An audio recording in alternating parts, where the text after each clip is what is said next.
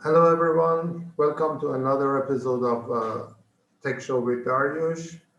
We're here tonight again with Kurt Roskopf, Patricia Herberger from Legal Shield and ID Shield, and Bobak, the Mac expert who is now switching to Linux and uh, has prepared some interesting information about the different versions of Linux. But before everything, let me tell you happy Thanksgiving to all my American friends and colleagues.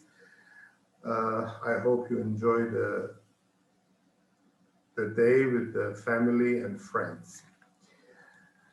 Before starting giving the microphone and camera to the guests, there is a serious security news that I will need to inform you.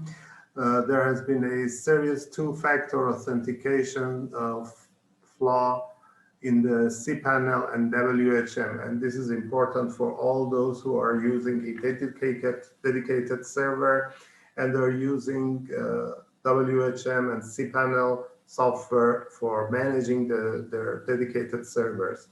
This flaw lets the hackers to bypass the two-factor authentication and access to the server. the company has released an update. The issue is tracked as SEC 575 and was discovered by researchers from Digital Defense, and the update is available. So if you have such kind of these softwares on your server for managing your servers, please install this update as soon as possible.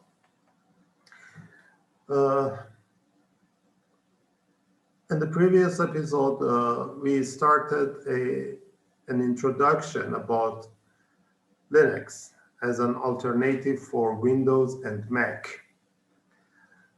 For a long time, Linux was known. Linux is an open source operating system, and basically it is known as a very secure operating system. But this security depends on the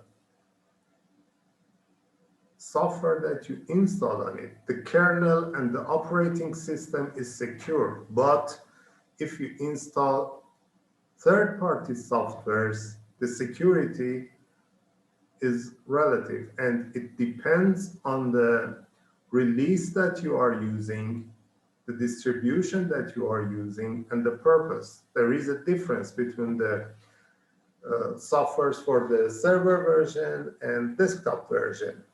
And there are different releases and distributions of Linux. Fedora, Red Hat, Mint, Slackware, and so many other distributions.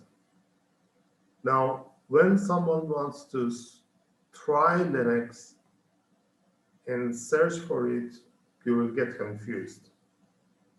Which one should I use? Which one is better? Which one meets my needs? And which one I can use and which one I have to forget? In order to help you understand this, we started a research about it, and Babak has prepared a report and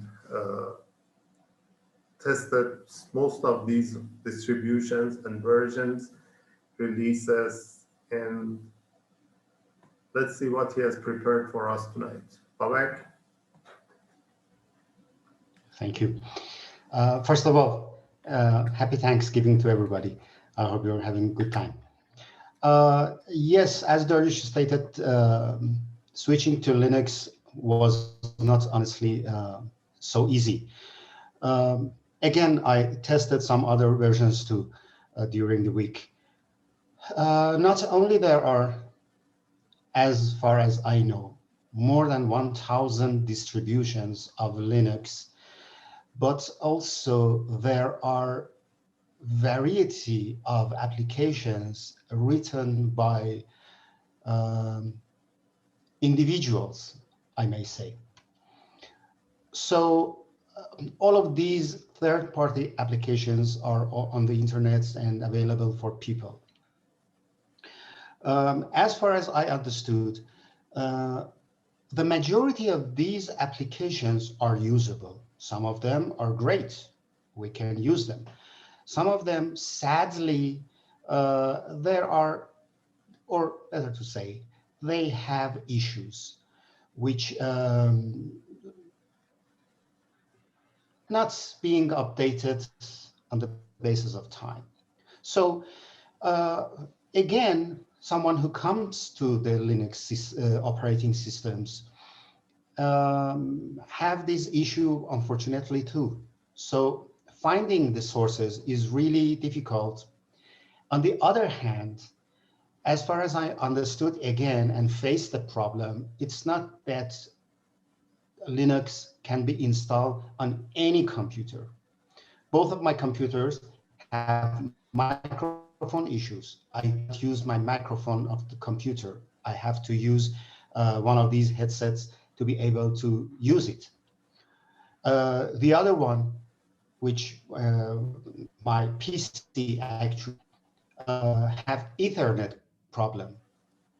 Finding the suitable, I may say, drive for that was challenging. Some people suggest that you need to compile from the sources, which is difficult.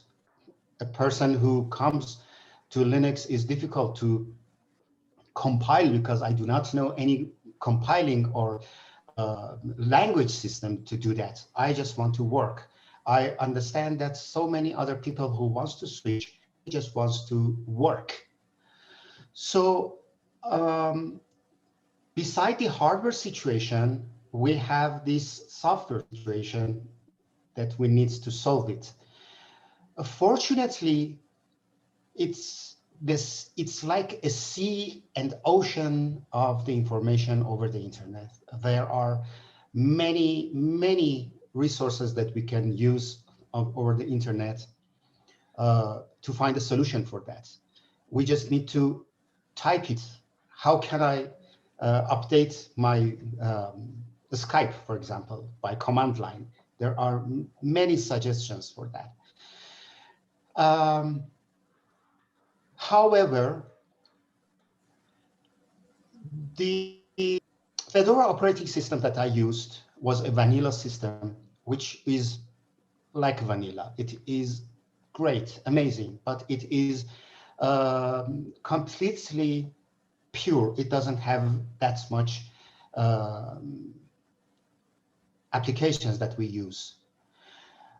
I suggest during all of the tests that I had, Manjaro had and has actually very good releases.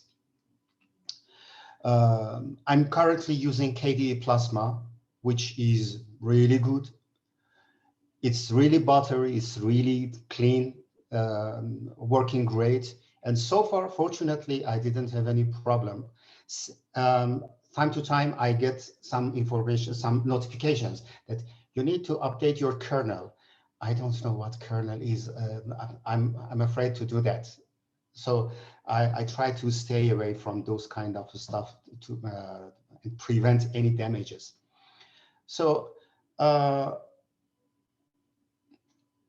after Manjaro, I installed LibreOffice, which is really great among those other open source, I may say, open sources versions. LibreOffice is so compatible with Microsoft Office. I tested many complicated versions that I had, files in Farsi and English, and it opened without any problem. Installing fonts and is very easy, actually, to install any font that we want, no matter what. Much less complicated than other versions. So little by little, honestly, I understand that, yes, switching from Mac and PC to Linux is possible. it's not that much complicated that before. But of course, it requires a little bit researches before that. So I suggest anyone who wants to do that, just first of all, in the beginning, know that what kind of computer you have, what kind of hardwares you have in your computer, and then go for the softwares. Thank you so much for your time.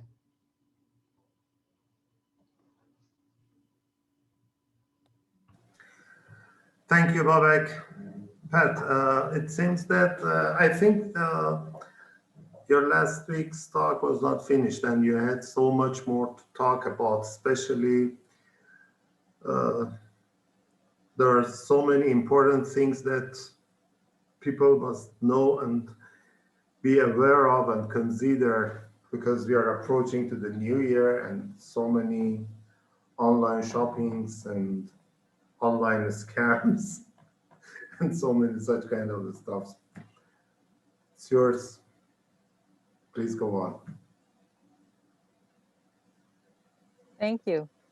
Yes, one of the questions I wanted to ask everybody is who is the chief security officer in your household?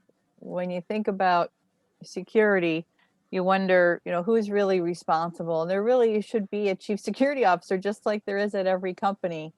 And that person is responsible for making sure that everything is secure. We talked about online shopping and the do's and don'ts, and I want to talk a little bit about these doorbell cameras and security systems and also cyberbullying. Everybody seems to be getting these security cameras, whether it's the one with the doorbell or some other things. And they're all tied to the Internet of Things. We have so many